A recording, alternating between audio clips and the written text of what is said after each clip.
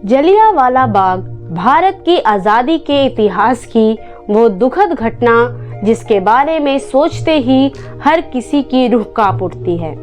13 अप्रैल 1919 के दिन पंजाब के अमृतसर में स्वर्ण मंदिर से कुछ ही दूरी पर स्थित जलियांवाला बाग में निहत्थे मासूमों का कत्लेआम किया गया था। यह वह दिन था जब अंग्रेजों ने निहत्थे भारतीयों पर अंधाधुंध गोलियां चलाई थीं। जलियांवाला बाग की इस घटना को अमृतसर हत्याकांड के रूप में भी जाना जाता है। इस नरसंहार के 104 साल बीत चुके हैं, लेकिन जख्म एकदम ताज़ा है। इस दर्दनाक दिन को भारतीय इतिहास की काली घटना कहा जाता है। जलियांवाला बाग नरसंहार का सबसे बड़ा कारण रॉलेट एक्ट था, जिसे 1919 में ब्रिटिश सरकार द्वारा भारत में उभरते राष्ट्रीय जन आंदोलन को कुचलने के उद्देश्य से लागू किया गया था। रॉलेट एक्ट को जलियांवाला बाग की घटना से करीब 1 महीना पहले 8 मार्च को ब्रिटिश हुकूमत ने पास किया था। इस अधिनियम को लेकर पंजाब सहित पूरे भारत में जन विद्रोह शुरू हुआ। इसी के विद्रोह प्रदर्शन के लिए अमृतसर में जलियांवाला बाग में प्रदर्शनकारियों का समूह इकट्ठा हुआ। विरोध शांतिपूर्ण था, जिसके लिए इस सार्वजनिक बाग में लोग इकट्ठा हुए थे।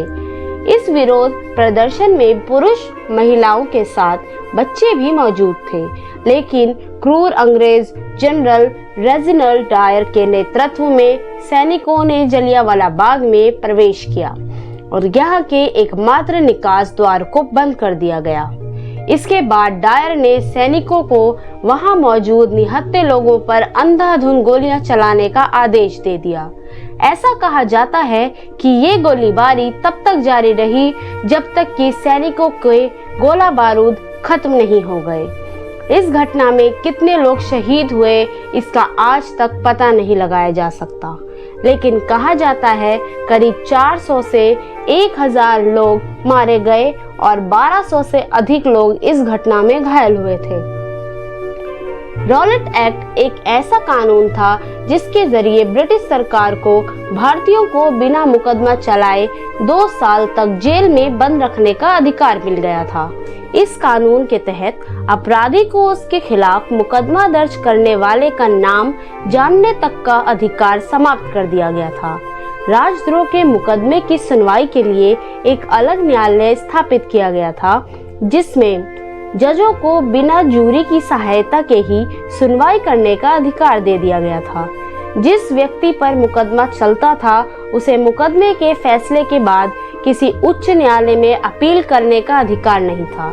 इस एक्ट के माध्यम से ब्रिटिश सरकार को यह अधिकार मिल गया था कि वो बलपूर्वक प्रेस की स्वतंत्रता का अधिकार छीनकर किसी भी व्यक्ति को जेल भेज सकती थी, यहाँ तक कि उसे देश में निष्कासित कर सकती थी। रॉलेट एक्ट को काला कानून के नाम से भी जाना जाता है। जलियांवाला बाग नरसंहार की घटना को आज 104 साल बीत चुके हैं, लेकिन इसके जख्म बिल्कुल ताज़ा हैं। ब्रिटिश सरकार के इस भयानक करतूत का सबूत आज भी वहां की दीवारों पर मौजूद है। ब्रिटिश सैनिकों ने जब गोलीबारी की थी तो अनेकों गोलियां दीवारों में जा घुसी थीं। उन गोलियों के निशान आज भी मौजूद हैं और आसानी से देखे जा सकते हैं।